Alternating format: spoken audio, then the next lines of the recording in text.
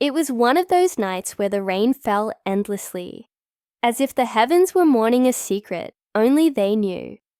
Elena drove down the narrow forest road, the wipers fighting against the downpour, her hands trembling on the wheel after a long day at the bookstore. She was thinking about her quiet, uneventful life when everything changed in a single moment. The flash of a deer on the road, the skid of tires, the sharp scream of brakes. The car spun, metal grinding against asphalt, and she felt the world blur into darkness. When her eyes opened again, there was a voice, low and steady, pulling her back. "You're going to be okay," it said, firm but gentle. Through the haze of pain and rain, she saw a man, a stranger with eyes that reflected lightning and sorrow all at once. He pulled her from the wreck, his coat drenched, his hands bleeding. The last thing she saw before losing consciousness was his face, illuminated by the flash of distant thunder, and a small pendant around his neck that glowed faintly like a candle in the storm. When she awoke in the hospital, he was gone. No one knew his name, no one saw him leave, and the police could only tell her she was lucky to be alive. But luck had nothing to do with it. Someone had been there, someone who saved her life and vanished like a ghost. Days turned into weeks, and Eleanor couldn't stop thinking about him. She tried to paint his face in her mind, to recall the shape of his eyes, but memory blurred him into mystery. Every time rain fell, she would stop and look outside, wondering if somewhere out there he was walking under the same storm. Then one morning, as she opened a new shipment of books at work, a small envelope fell out of a box that wasn't supposed to contain anything but novels. Inside was a single piece of paper with 5 words written in neat handwriting. "I'm glad you're still here." There was no name, no return address, only a faint scent of rain clinging to the paper. Her hands shook as she held it, heart racing with questions. Who was he? How did he know where she worked? Why did he leave? The questions followed her for years, like whispers that refused to fade. 3 years passed, and Eleanor's life began to rebuild itself. She moved into a small apartment near the sea, still working at the bookstore, still dreaming of the man who saved her life. One evening, while closing up shop, she saw a familiar pendant through the window, a small candle-shaped charm glinting beneath the streetlight. A man stood there, tall, wearing a coat soaked from the drizzle. Their eyes met through the glass, and time seemed to halt. But before she could run outside, a bus passed, blocking her view, and when it moved, he was gone again. Only a folded note remained taped to the window. Not yet. That night, Elena couldn't sleep. What did he mean by not yet? Was he protecting her from something? The mystery grew heavier, like a fog that refused to lift. Months later, strange things began happening. A man in a grey hat started appearing near her building, always watching, but never approaching. Anonymous letters arrived at her door, some with kind words, others warning her to forget the past. Then, one evening, her phone buzzed with a private number. A voice, familiar yet distant, spoke only 2 words. "Trust me." Before she could respond, the line went dead. The next day, she received a package. Inside was the same pendant she'd seen years ago, glowing faintly, and a photograph of herself from the night of the crash, taken from afar, on the back, written in the same handwriting. It's happening again. Elena's world turned upside down. Fear and longing collided as she tried to understand what again meant. She contacted the police, but the number was untraceable, and the photo offered no leads.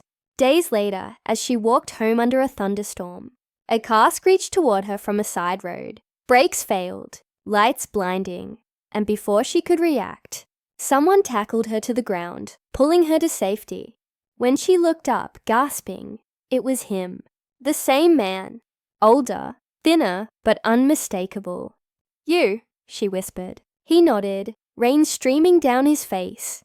"You were never supposed to see me again," he said quietly, "but they found you." Before she could ask who they were, he pulled her up and urged her toward a nearby alley. "You need to trust me now, more than ever," she followed, heart pounding. As the sound of tires screeching echoed behind them, they hid in an abandoned warehouse near the docks. Only then did he tell her the truth. His name was Daniel. He had once worked as a researcher for a private organization studying predictive algorithms, technology meant to foresee accidents and disasters before they happened.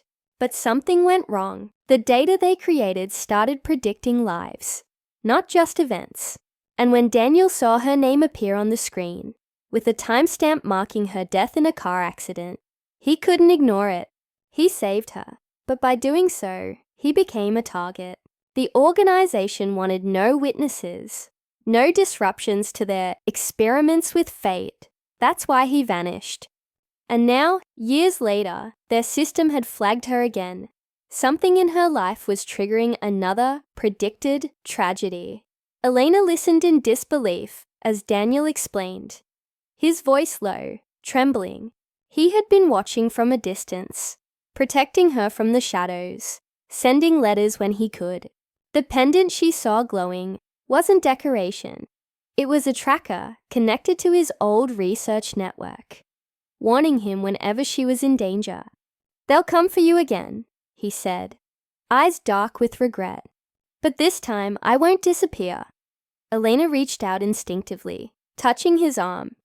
"Then we faced them together," she said. It was the first time in years she had seen him smile, a small, fragile thing, like dawn breaking through the storm. For days, they hid, planning, tracing the signals of the organization. Their bond deepened, not through words of love, but through quiet moments. The way he looked at her when she slept, the way she trusted him without question. They were two people bound by something stronger than fate itself. But fate wasn't done testing them. One night, as Daniel stepped outside to make contact with an ally, explosions lit the horizon. Elena ran out, screaming his name, only to see the warehouse engulfed in fire. She thought she'd lost him again, until a familiar voice whispered behind her, "Run!" He had made it out, burned, injured, but alive. They escaped into the forest, where dawn finally broke after days of darkness. In the quiet light of morning, Daniel finally told her everything. The experiments had been shut down, but a remnant group still used the data to control lives, to manipulate who lived or died. "You weren't supposed to survive," he said softly. "But I changed that. I chose you." Tears welled in her eyes as she realized the depth of his sacrifice. He had risked his life not once, but again and again, to keep her safe. When he finally collapsed, exhausted, she held him, whispering, "You can stop running now." But he smiled faintly. "No, not until you're safe." Weeks passed, and Daniel's injuries healed slowly. They moved often, always a step ahead of the people hunting them.